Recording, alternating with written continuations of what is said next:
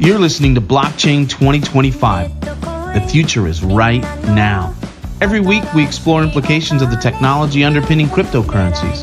Blockchain. Each episode is a standalone examination of one industry broken into 3 segments. A basic overview, blockchain's disruptive impact, and relevant crypto projects. Blockchain 2025 is part of the Bitcoin.com podcast network. Learn about Bitcoin, create a wallet, and buy your first Satoshis all at Bitcoin.com.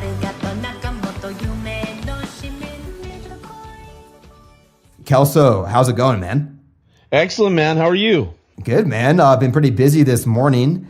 Just got some fan mail. I was going to open it up and read it on air. Yeah, go for it. Okay. Quote, just had time to listen to your last podcast, the blockchain hype one. Packed with truth. Loving it. I wonder why people always assume that a blockchain is some magical tool and that it is only able to enforce what is actually stored in it. And only because miners are incentivized to protect their investments. That's one. Half a year ago, I got daily calls from energy providers asking how they can put their energy on a blockchain. It would have been so easy to scam them for a few million. I always told them that this simply does not work. As soon as one needs a written agreement for it to work, a blockchain is just a very stupid idea to use as the database. Thanks for helping to educate the public. That is the only way to prevent those scams.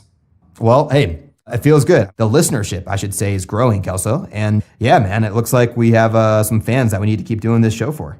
Yeah, it's very cool. And, our listenership is unusually intelligent. You can definitely tell by the comments they leave. And they're smarter than us, which is good. Without a single doubt.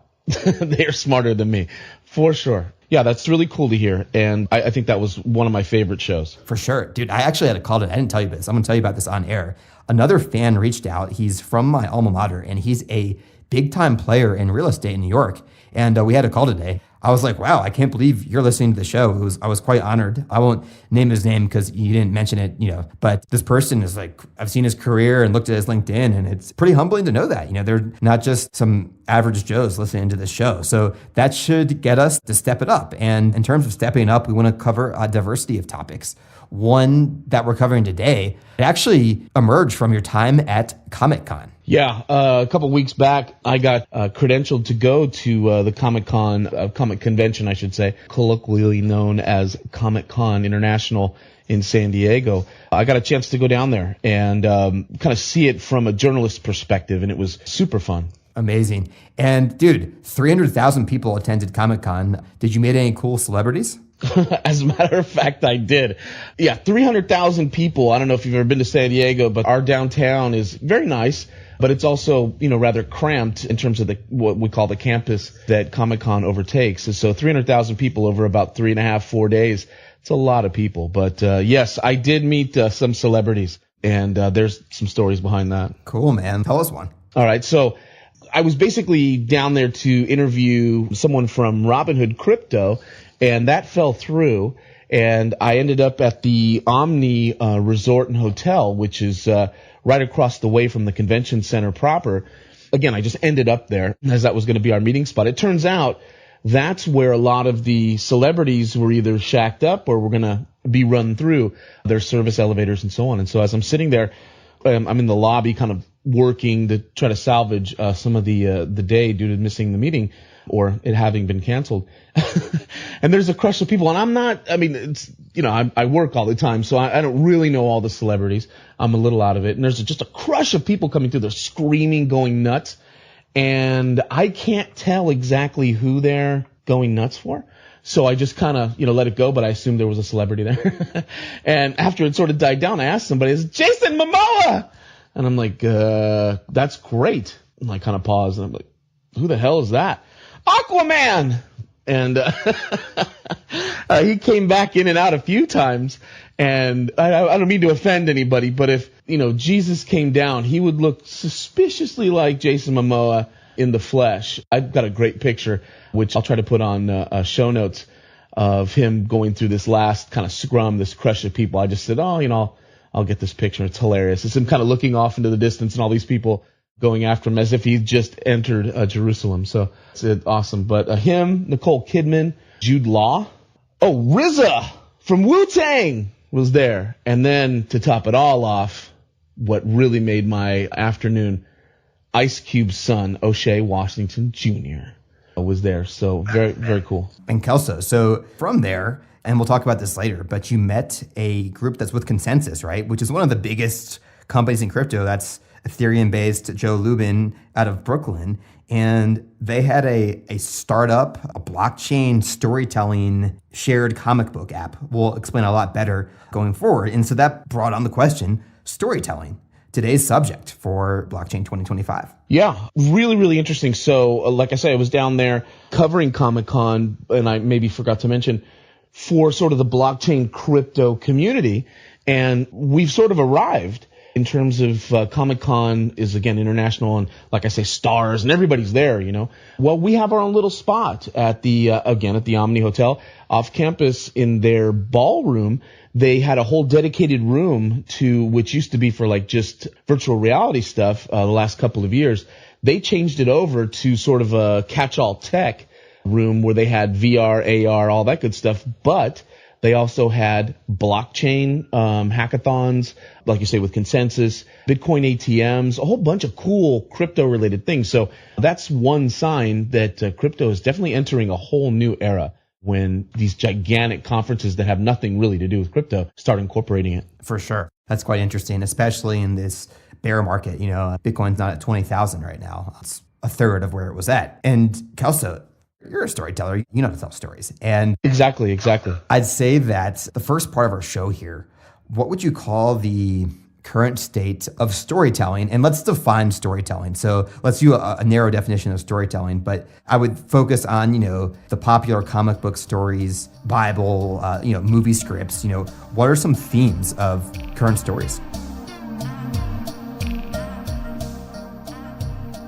Well, in terms of themes and how it might relate to the blockchain, and this is all stuff that I learned at the convention, which was sort of interesting. I'm not in the comic or anime or lore world as it's known, which hopefully you'll talk a little bit more about in a second. But they're obviously gatekeepers. You know, there's the studio system, big media, and they really do control access to it. And most people who are fans are largely consumers. So there's an interesting movement now to kind of change that. We would use the term disrupted, and we'll, I guess, get into that. Yeah, for sure. I mean, so DC Comics, Marvel Comics, these are big franchises. It's Hollywood, right? Which is a cutthroat industry with tons of gatekeepers, as you mentioned. And you know, we saw this with file sharing, where you have the sellers, the creators, and then the buyers, the people that pay for it. But those lines are getting blurred with blockchain, right? And I'm referring to being able to rent your own hard drive space and make money, not just pay for hard drive space. And in this case, I think it's very US dominant. It's underrepresented in other countries. And you see this with Harry Potter, you see this with comic books. There's this huge fan fiction movement, right? Where people want to write their own versions of a story. And so I think there comes the time of combining, using the blockchain to have collaborative choose your or vote for your own stories. Yeah, and you know, just to take a little tangent, there's never been a better time for music. I mean, you can be a curmudgeon and say, oh, I don't like this segment or this genre sucks or whatever. But I mean, it is so open now and so cheap to start your own band or DJ or, you know, whatever form of music you're into, because it's decentralized, because it has been opened up either through the internet or file sharing and torrents and so on. That's a large part of why it's so wonderful to be alive if you appreciate music, just as an example, as an entertainment example. I mean, there's so much great music going on and so many different varieties of it. That's moving now into the storytelling space, which, again, I was not aware of. And I was there to cover blockchain and these sorts of things. So I ran into guys from, like you say, Lubin's company, ConsenSys, the billionaire Canadian who was part founder, one of the, I guess, half a dozen, maybe 8 of Ethereum. His Brooklyn company is kind of working in various different fields, but they've picked up this little project called Cellarius. And I was able to interview 2 fellows who are architects and storytellers, basically, who run the Cellarius project. And maybe we can go ahead and listen to Frank Apollo kind of describe the trailer that they have up. The trailer is really just one story that can take place in the Cellarius universe at a specific time and a specific place. So that character's name is Idra. There's really not even a whole lot of backstory about her. We want the fans to create that story for us. but she is one of the Vindicts, which is a faction that opposes Cellarius and is not willing to forgive Cellarius, that AI, for what it did, taking the energy away from humanity. But I think the one thing I wanted to drive home on that point again is that, like, that's just one story that can happen in the universe, and there's almost infinite stories that people can tell.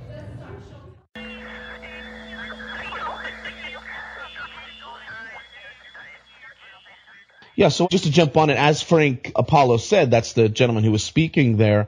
He's talking about the trailer that's up on the Cellarius website, which, again, we'll link to in the show notes. He's talking about one specific story, and the trailer is sort of, you're kind of in the middle of it. There's some obvious tension, some violence, some characters who are fairly developed, and you're kind of wondering what the heck is going on. And he stresses that this is just one story, one place and time, and he wants the character, like he calls her Idra. If you watch the trailer, she's sort of racially amorphous. She's got a big booty, which is, something I'm very interested in as a connoisseur. And but you don't know where any of this comes from or where any of it's going, which was very confusing and sort of off-putting to me. But that's the point to this type of storytelling, where they want you to fill in those gaps and fans to do that. And at least from the visuals, it's very, very compelling. For sure. And I want to add something before we go to the next clip. Listeners, if you're wondering, Cellarius is spelled Cellarius. And they talk about lore, right? Folklore, lore, comic lore.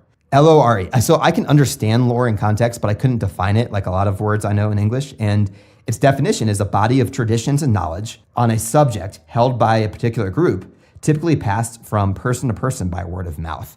So I thought that was kind of cool, because you think of all these, the Aesop fables, or I don't know if that's a great example, but just stories that have been passed down from generation to generation, right? Storytelling before we had writing.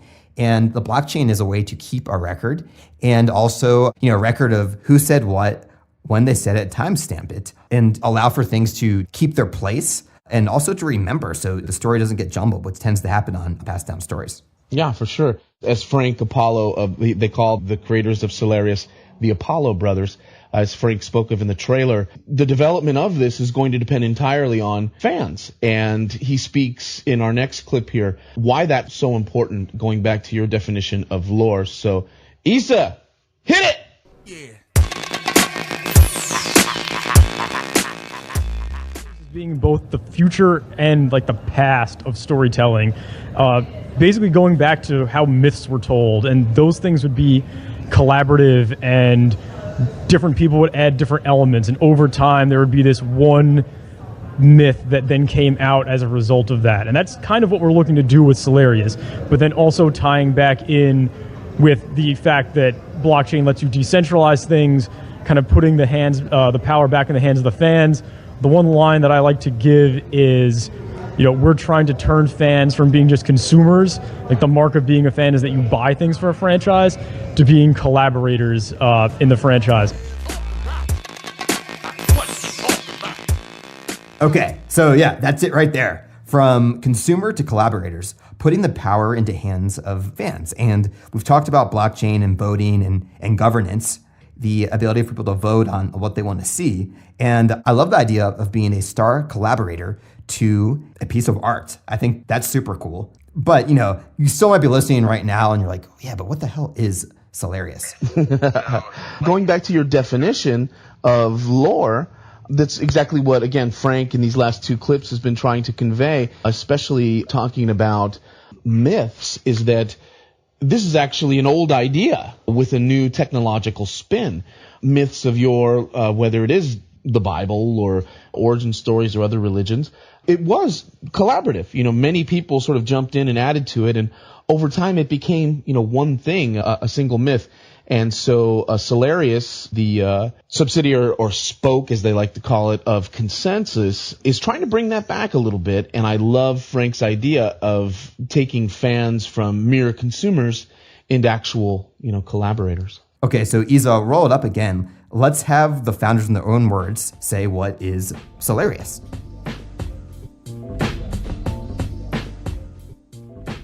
We are here representing Cellarius. Cellarius is an original transmedia cyberpunk franchise that utilizes the Ethereum blockchain and user-generated content to create a collaborative fan curated lore. What he said.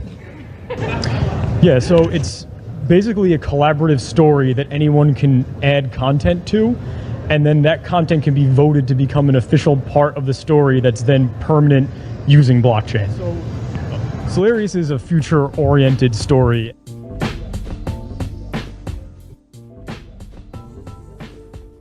Okay, so the first part I thought was kind of funny. I mean, transmedia, a lot of buzzwords there. I think that was out of good intentions, but it was kind of hard to understand. But the second part put it together, a permanent part of the canon using the blockchain, which we spoke about. And that was the guy giving the intro. If you're familiar with Brooklyn at all, these were two dudes, very, very nice, but straight out of Central Casting, the beards, the T-shirts, the hipster vernacular, all that good stuff. And the gentleman who was speaking, who was giving us the definition, is Anthony Apollo. And when Frank was kind of like, well, what he said, Anthony has this at the tip of his tongue. He's one of the principal illustrators. But yeah, they're cyberpunks. They're creating this new franchise. It is based on the Ethereum chain. Again, we're talking about collaborative storytelling, where it's fan curated. The fans kind of decide what stays up and comes down, continues on, or sort of falls apart. And transmedia obviously means that they'll use a bunch of different ways to convey the story. They are, and they'll talk about it later, looking to incorporate, music, so musicians, visual artists, writers, the whole gamut of it. And it's a pretty original story. Yeah, for sure. All right, so in the next clip that we're about to play here of my interview out at ComicCon with the Apollo brothers of the Cellarius project, they talk a little bit about what it is that Cellarius kind of is. It's its own universe. Go ahead, Issa, and play Projecting.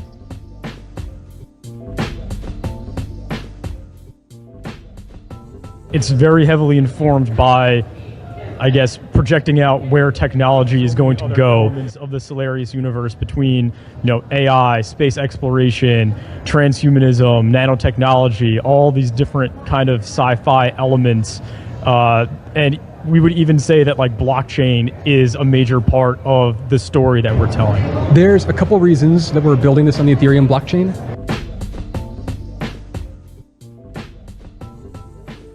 Okay, so as he explained, it's future-oriented, so maybe they give readers kind of the parameters. So we're not necessarily in, 1736. I think they push it out to 2084 is where they're starting. Doesn't mean that readers can't go back and kind of tell, the story of how they get to where they are, but they're projecting a future in space, transhumanism, so, there's going to be robotic people, all that good stuff, artificial intelligence, nanotechnology, all the things that he mentioned.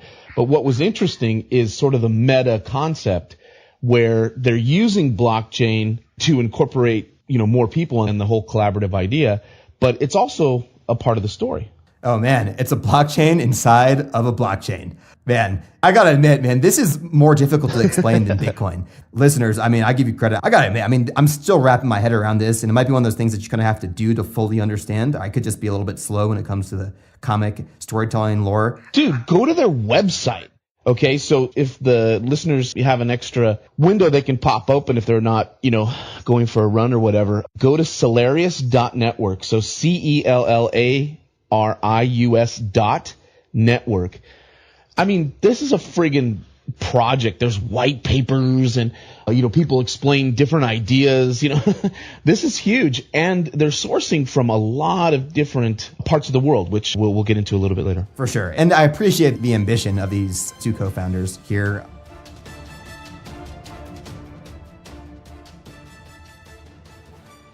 Canon of these universes has been excised by parties when there have been changes of hands of said franchises. That has been a disruptive event in the fan community. A lot of characters have been essentially killed off or devalued as a result of that. And one of the things you could do by having a story on the Ethereum blockchain is have an immutable story. So if Frank and I get beamed up to outer space, if someone tries to push us out of Cellarius, first of all, it doesn't really matter, because that content is going to live on into perpetuity with or without us.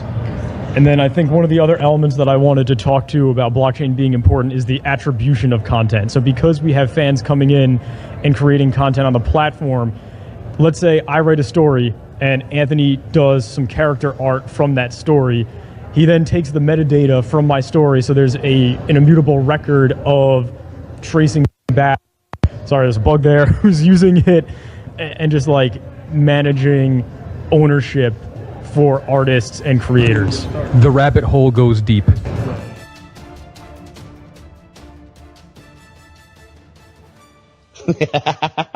Yeah, user and creator content management, attribution of content. We've talked about that before on the show. Using blockchain to prove that you created a piece of content. If you generate any revenue from this project, you'll be able to be paid. Again, we'll talk about revenue in a second, how they plan on making money. But yeah, everything's going to be tracked, and the story cannot be changed or edited once it's set in stone or set on the blockchain. Well, it can be changed. In other words, the narrative arc could go in a completely different direction, but you can't change the past. So it's there. And what I found really, really interesting, and the gentleman speaking there was Anthony Apollo. You can hear him edit himself a little bit there, saying, well, I can't kind of talk about it. But there's some big projects, some kind of larger franchises, I would assume corporate gatekeeping franchise that have sort of stumbled into this space. And, they'll sell it off. They'll, kill the project. It's not making enough money, whatever their rationale is. And then storytellers or people just listening to the story or, being a part of it or whatever get attached to these characters and boom, they're gone the next day. That's so interesting because like Marvel or DC Comics, one of those big companies, they own the rights to AquaMan. And just like many of these, they own everything. They can just table it. And that franchise, that comic book that you love, ceases to exist, right? But the cool thing about doing it on the blockchain is like the story continues no matter what, and no one can stop it.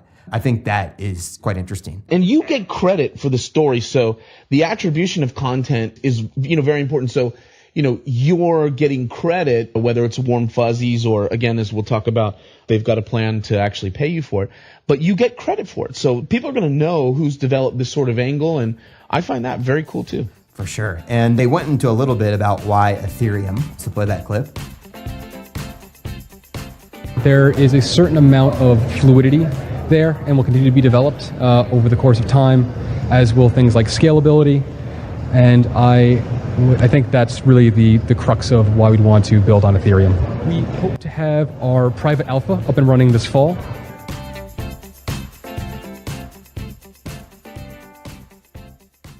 You're a little bit more familiar with the Ethereum blockchain smart contracts concepts than I am. I'm over at the news desk out of Bitcoin.com, and so we'll cover Ethereum in terms of controversies or, initial coin offerings. But tell us a little bit about Ethereum and sort of piggyback on what the boys said regarding smart contracts, fluidity, scalability, all that stuff. Well, let's be honest. I mean, one, Ethereum is the most popular platform, and they got funding from ConsenSys, which is Ethereum-based. So I think that's played a big role in it. I think they could do this on other blockchains. To be fair, maybe Bitcoin Cash. I think that Ethereum is also big about censorship resistance. They talked about immutability.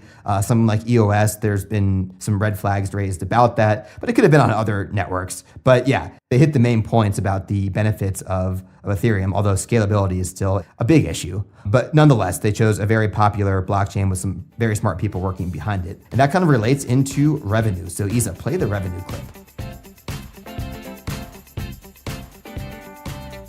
Not only crypto enthusiasts in our alpha, but also the creators. So we need the artists, the authors, the musicians to come on board and really tell us what they want to see. Whatever revenue model we come up with is going to be predicated on what works best for them. And on that note, I want to add that we are really truly trying to make it a global franchise.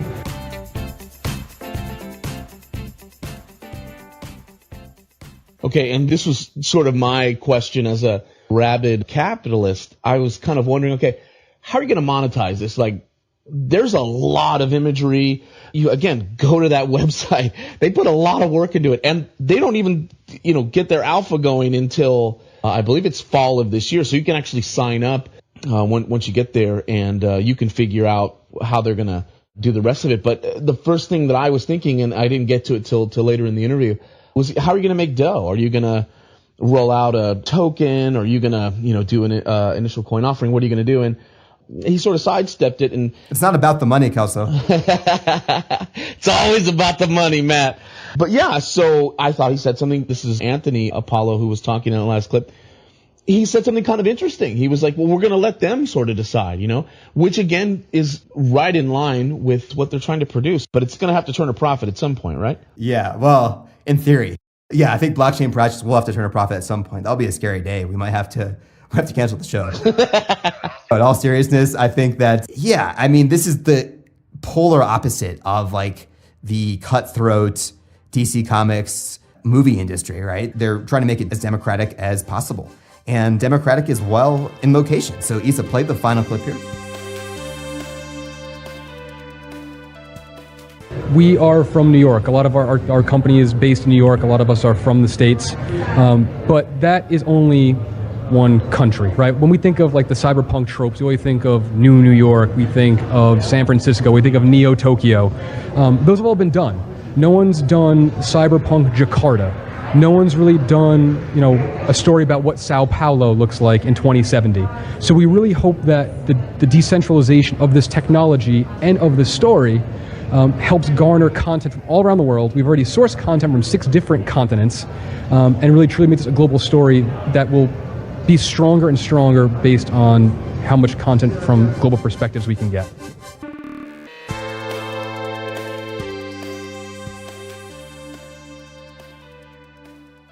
That was Anthony Apollo kind of ending the interview there on a really inspiring note, I thought. A lot of what we consume, especially in the United States, is very U.S.-centric. Oh, the movie industry worldwide, too. Sure, and you would know about that living abroad. Anyway, so it's appealing to me that he wants to know, the stories in Jakarta, in Sao Paulo, because, New York has been done before. These sort of dystopian places have been done before, but what about other cultures? So, like he says, he sourced from 6 continents already. I guess Antarctica is not there yet. That's super, super interesting to me. And that is something that, say, Marvel and DC, they're at pains to try and do, right? So they'll pretty much all of these superhero movies or whatever, comic book movies are multicultural picnics, right? So you have all different ethnic persuasions in the movie, which is fine. But there's still that basic assumption, that basic U.S. assumption about what is right and wrong and what's important versus not. So I would really like to see how Cellarius, for example, evolves as it branches out to these different cultures and their take on how the story should move. For sure. And I think once a season, Kelso, we got to come back and cover something like this. We did, very first season, we talked about blockchain and art, music, but I think it's good to cover art. And the whole idea of collaborative art using blockchain is cool. Whether or not this works or this paves the way for other types of projects, I think it might be hard to wrap your head around it. I'll probably sign up for the alpha release just so I can actually figure out how this whole thing's going to play out. But yeah, kudos to Cellarius for really going out and trying something new. I got to say this, and this is not a criticism, but there had to be a lot of pot smoked in Brooklyn coming up with this project. They were, yeah, this definitely required some medicinal treatment. It's funny that you say that before the interview. It was obvious to me these guys hadn't been on camera yet.